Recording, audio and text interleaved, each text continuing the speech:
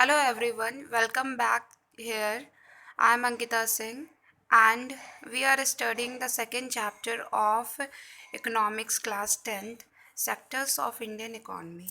We had one video over this topic, and in that video we studied about the classification of economic sector on the basis of nature of activity.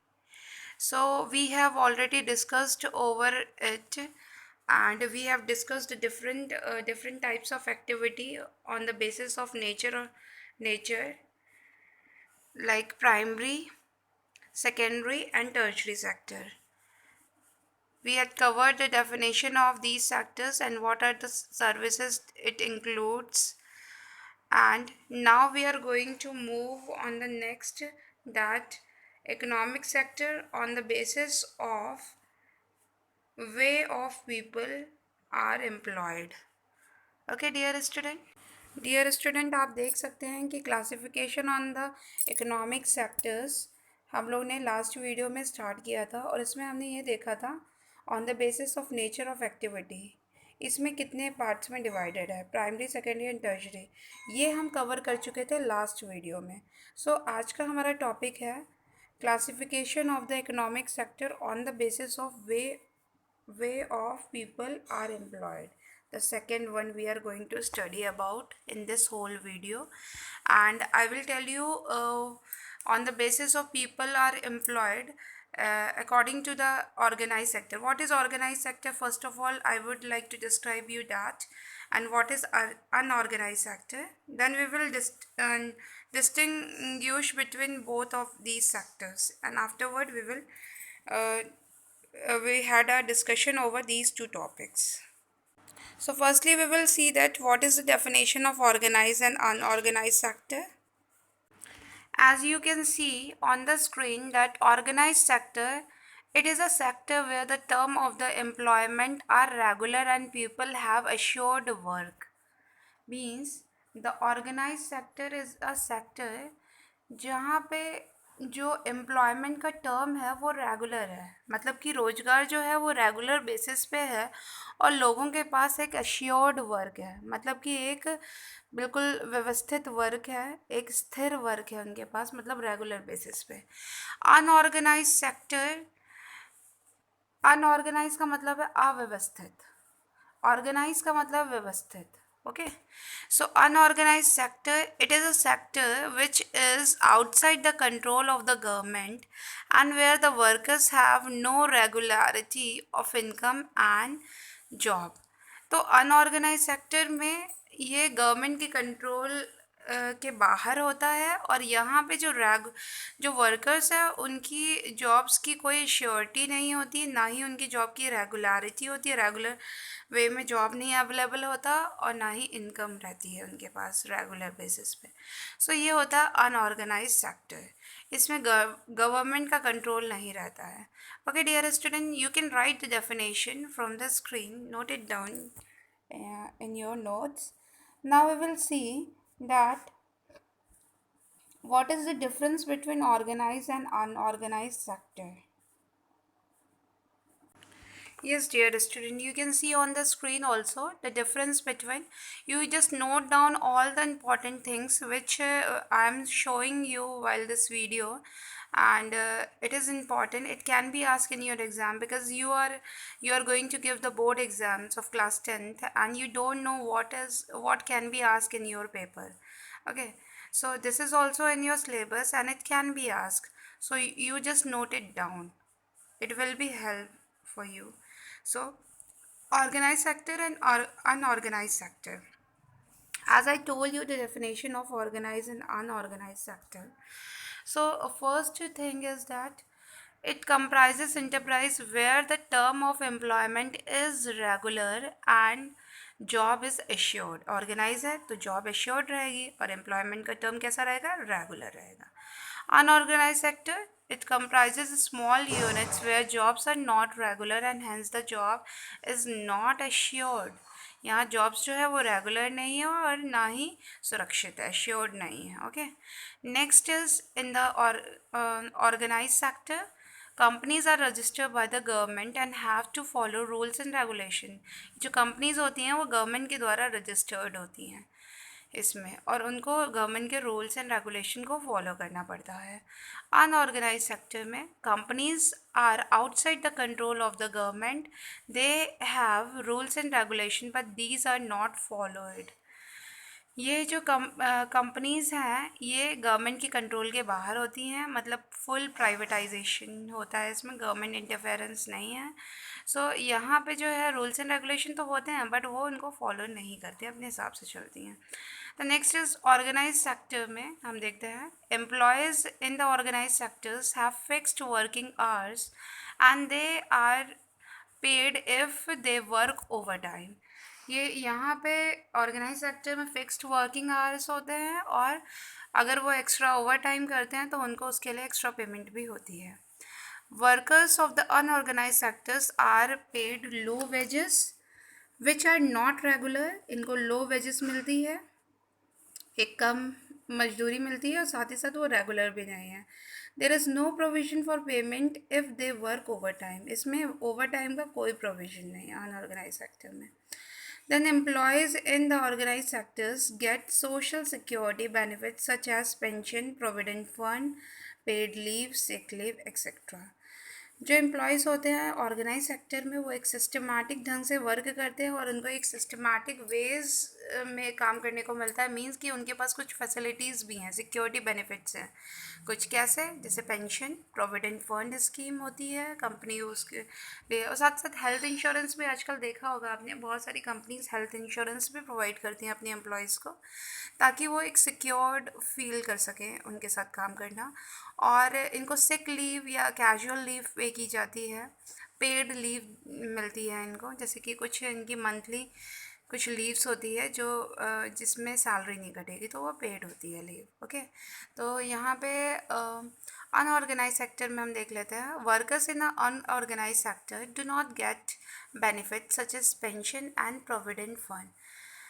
There are no paid leaves and no leaves due to sickness. यहाँ पे कोई ऐसी paid leave की प्रावधान नहीं है, ना ही sick leaves का कोई भी ऐसी कंडीशन रहती है, कोई प्रोविज़न यहाँ नहीं रहता। तो मीन्स आप देख सकते हैं कि ऑर्गेनाइज और अनऑर्गेनाइज सेक्टर में कितना डिफरेंस है। जो ऑर्गेनाइज सेक्टर होता है वो सिस्टमैटिक वर्क करता है, एक गवर्नमेंट के रूल एंड रेगुलेशन के हिसाब से वर्क करता है। अनऑर्गेनाइज सेक्टर्स में थोड़ा सा एक्सप्लॉयटेशन होता है वर्कर के साथ, इनके रूल्स एंड रेगुलेशन इनके हिसाब से सेट होते हैं, ना कि गवर्नमेंट के हिसाब से। गवर्नमेंट के रूल्स एंड रेगुलेशन को ये अपने हिसाब से फॉलो करते हैं या नहीं करते हैं। ओके, सो अनऑर्गेनाइज सेक्टर का लास्ट पॉइंट हम देखते हैं worker in the organise sector, workers in the organise sector are paid a fixed salary. जो ऑर्गेनाइज सेक्टर के वर्कर्स हैं उनको एक फिक्स सैलरी मिलती है, और workers in unorganise sector are not paid a fix salary. इनको फिक्स सैलरी नहीं मिलती और इनको मिलती है।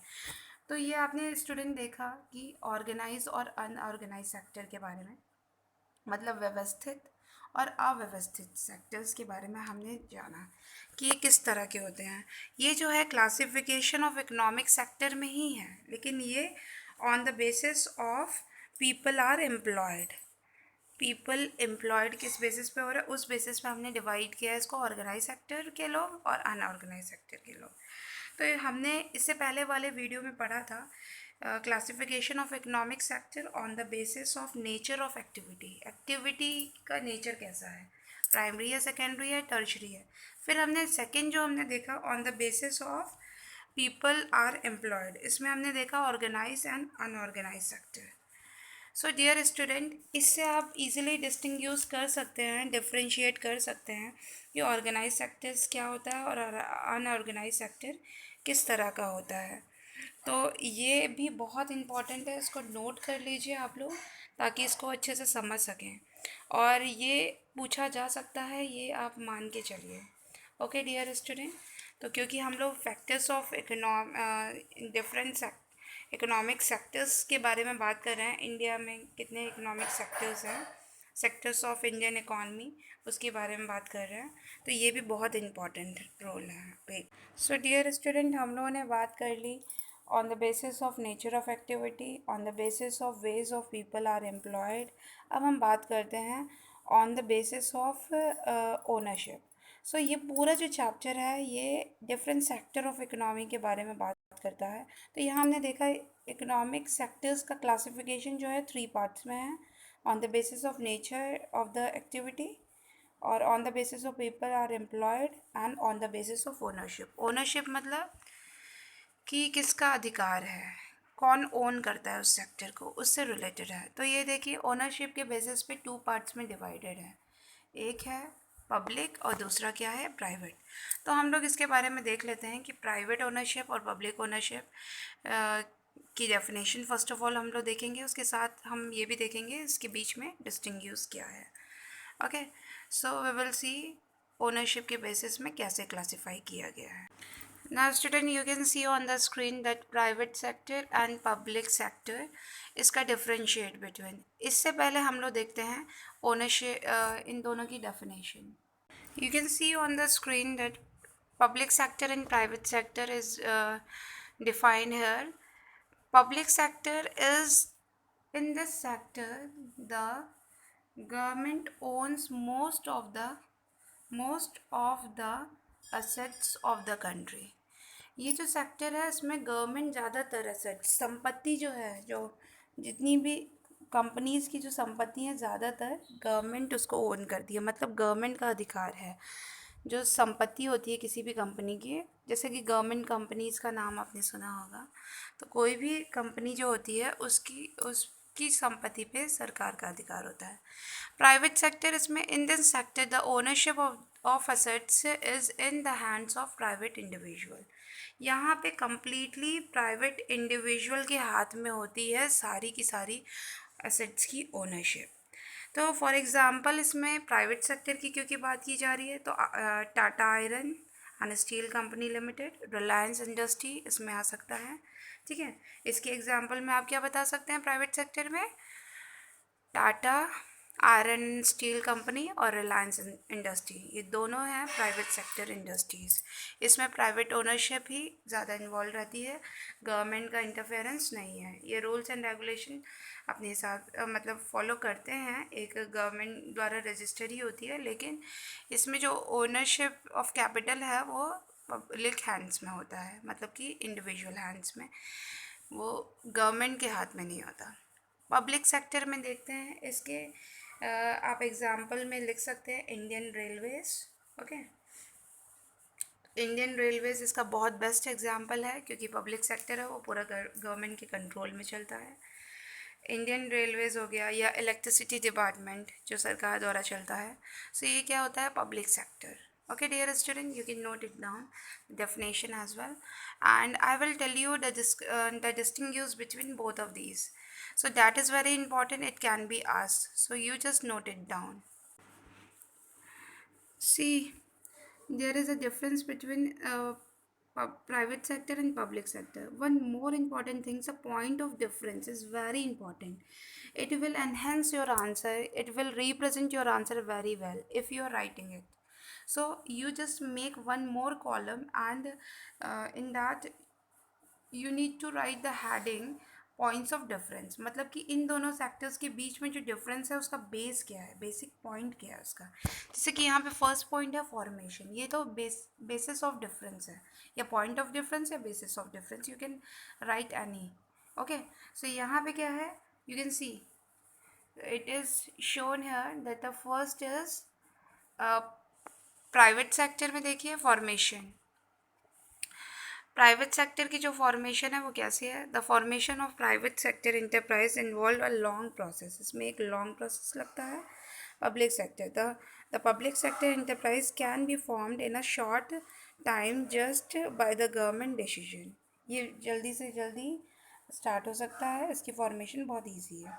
ऑब्जेक्टिव क्या है, the private sector enterprise work with the main objective of earning profit. ये जो प्राइवेट सेक्टर होता है ये इसका मेन ऑब्जेक्टिव क्या होता है, प्रॉफिट को अर्न करने का. पब्लिक सेक्टर में देखते हैं इसका जो मेन प्रॉफिट होता है वो पब्लिक को सर्विस प्रोवाइड करने का होता है. मतलब कि यहाँ पे उसका मेन प्रॉफिट अर्निंग उसका मेन ऑब्जेक्टिव अर्निंग प्रॉफिट नहीं होता। यहाँ पे सोशल वर्क और पब्लिक को सर्विस प्रोवाइड करना होता है, क्योंकि सरकारी है। गैर सरकारी में क्या होता है, उनका मेन ऑब्जेक्टिव, बिजनेस करने का मेन ऑब्जेक्टिव ही ये होता है कि ज़्यादा से ज़्यादा अपनी वेल्थ को मैक्सिमाइज़ कर सके और प्रॉफिट को अर्न कर सकें। इसमें देखिए मैनेजमेंट क्या है। Private sector enterprise are managed and controlled by board of directors who are professional and experts. ये जो प्राइवेट सेक्टर होता है वो ये मैनेज किया जाता है और कंट्रोल किया जाता है बोर्ड ऑफ डायरेक्टर्स के द्वारा। मतलब कि उस कंपनी के कुछ बोर्ड ऑफ डायरेक्टर्स होते हैं जो डिसीजन मेकिंग करते हैं, वही इसके मेन ओनर होते हैं, वही इसको मैनेज एंड कंट्रोल करते हैं। वो प्रोफेशनल्स होते हैं और एक्सपर्ट्स होते हैं। और यहाँ पब्लिक सेक्टर में देखते हैं, public sector enterprises are manage and control by board of directors who generally are representatives of government. तो ये जो पब्लिक सेक्टर के जो होते हैं पब्लिक सेक्टर में, यहाँ पे भी बोर्ड ऑफ डायरेक्टर होते हैं, लेकिन ये किसके रिप्रेजेंटेटिव होते हैं, सरकार के। मतलब कि सरकारी प्रतिनिधि होते हैं, सरकार इनको चुनती है। Okay dear student, so next is capital. In the private sector enterprises, maximum capital is contributed by owners and investor. इसमें owners जो होते हैं, मतलब कि जिनकी कंपनी होती है वो, या इन्वेस्टर ही इसमें इन्वेस्ट करते हैं। इन पब्लिक सेक्टर में क्या होता है, इसमें जो कैपिटल का कंट्रीब्यूशन है, मतलब जो पूंजी होती है उसका कंट्रीब्यूशन सरकार द्वारा किया जाता है। Freedom of operation, private sector में पूरा फ्रीडम ऑफ ऑपरेशन होता है, मतलब कि वो फ्रीली ऑपरेट कर सकते हैं अपनी पूरी बिजनेस यूनिट को।